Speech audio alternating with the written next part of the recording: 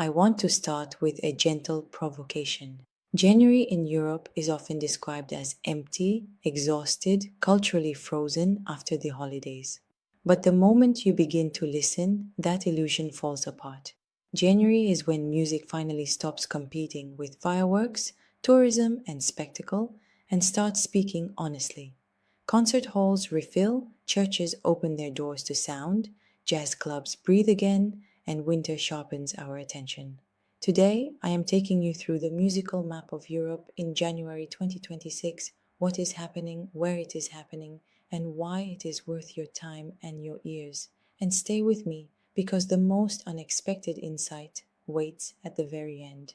My first university degree was in contemporary visual culture, and that education trained me to notice what usually slips past unnoticed.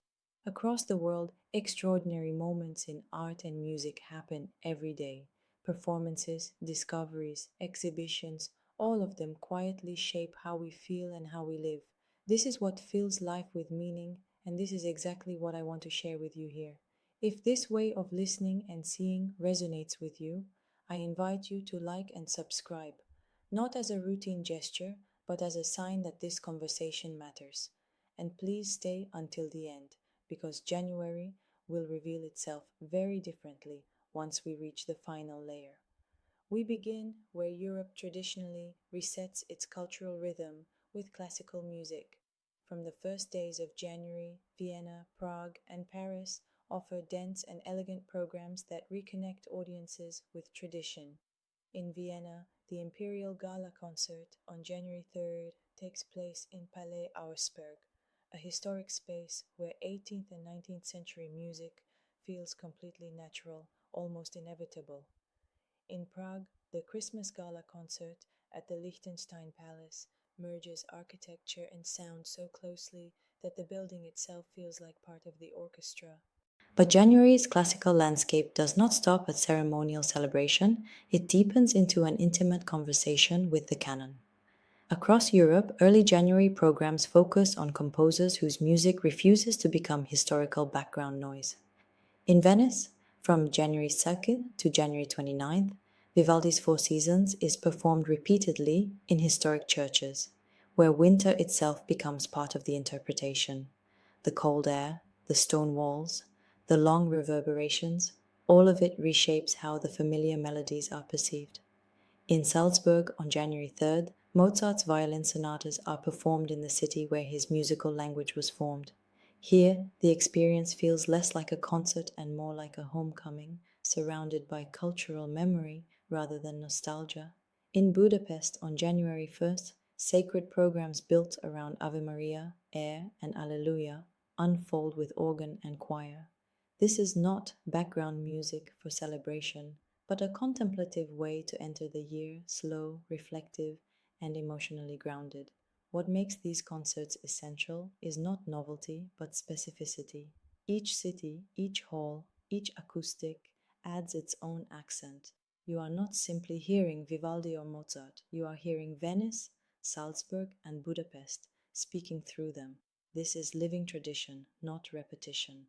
January offers a chance to encounter classical music without summer crowds or ceremonial pressure, allowing for deeper listening. And if you think January is only about looking backward, stay with me because the sound soon changes direction and the atmosphere becomes more restless, more experimental. By mid January, Europe's jazz scene steps decisively into focus. From January 15 to January 24th, the Brussels Jazz Festival takes over the Flagey Cultural Complex, one of the most acoustically refined spaces in Europe. This festival is not about preserving jazz as a historical artifact. It is about motion, dialogue, and risk. Emerging European musicians share the stage with international artists, and in 2026 the festival places Wajdi Riahi at its center as artist in residence, presenting new projects and collaborations created specifically for this context. What makes Brussels distinctive is its refusal to settle on a single jazz identity. One evening might move from traditional improvisation to experimental soundscapes, from tightly structured ensembles to moments of near chaos. Daytime sessions flow into night performances, and the boundary between stage and audience feels unusually thin.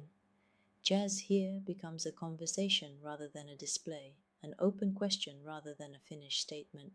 This stands in sharp contrast to the ceremonial calm of early January classical concerts. Jazz introduces friction, curiosity, and uncertainty. It demands attention and rewards patience. And this contrast is precisely where Europe's musical vitality becomes visible. January allows jazz to exist without distraction, without festival noise, without summer expectations. It becomes intimate, intellectual, and emotionally charged. If you are wondering why this matters beyond genre preference, keep listening, because January is not only about what you hear, but about how music reshapes space, time, and even travel itself. And that realization leads us directly to the next layer of this month. January is also the moment when music becomes a compelling reason to travel. The Canary Islands International Music Festival runs from January 8th through February 7th, unfolding across multiple islands rather than a single location. This is not a traditional festival with one center and one audience. It is a cultural network. Chamber concerts, symphonic programs, solo recitals, and contemporary interpretations appear in different venues, inviting listeners to move, explore, and integrate music into daily life. What makes this festival remarkable is the setting. Volcanic landscapes, Atlantic light, and mild winter weather transform the listening experience. Music here is not separated from life, it becomes part of it. You might attend a chamber concert one evening and walk along the ocean the next morning, still carrying the sound with you.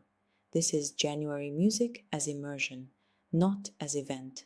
Late January then shifts scale dramatically with large arena performances. Andrea Bocelli's European concerts on January 23rd and 24th in Prague's O2 Arena and on January 30th in Valencia's Roig Arena represent one of the most anticipated vocal events of the month. These performances blend classical repertoire, symphonic arrangements, and widely recognized pieces into emotionally expansive programs. Bocelli's importance lies in his ability to connect worlds, bringing classical vocal culture to audiences who might never step inside an opera house. This is accessibility without simplification, grandeur without distance, and just when it seems that scale has overtaken intimacy, Spain offers a powerful counterbalance that brings us back to the body, the voice, and raw emotion.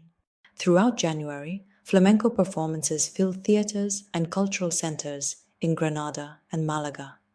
Winter gives flamenco a particular intensity. Without the noise of peak tourism, the art form feels sharper and more concentrated. Flamenco is not simply music, it is embodied rhythm, emotional tension made audible through voice, guitar, and movement. Every gesture matters, every pause carries weight. In January, audiences are closer, listening more carefully, breathing with the performers. Alongside this, Vienna continues its winter tradition of music-driven stage works that blur the boundary between concert and theater. Swan Lake on January 17th and The Nutcracker on January 18th combine orchestra, choreography, and narrative into unified musical experiences. These are not secondary to concerts, they are musical events in their own right, where sound drives movement and emotion. Even younger audiences are invited into January's musical world through formats like the children's opera Snow White on January 3rd, which blends storytelling and classical music into an accessible, imaginative form. These programs remind us that January is not exclusive or austere. It is diverse, inclusive, and surprisingly generous. It offers space for reflection, for family experiences, for physical expression, and for emotional release. And this leads to the deeper question: why does January feel so different? The answer is simple: winter removes distraction. Without open-air festivals and seasonal excess, Europe turns inward. Concert halls emphasize acoustics, programming becomes deliberate, and audiences listen differently. January is not quiet, it is concentrated. January 2026 reveals Europe at its most sincere.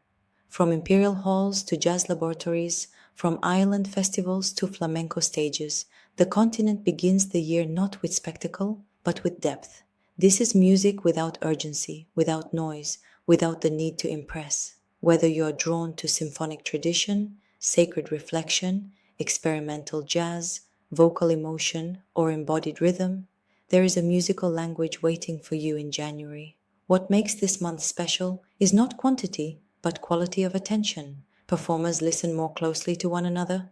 Audiences listen more closely to sound. Spaces are allowed to speak.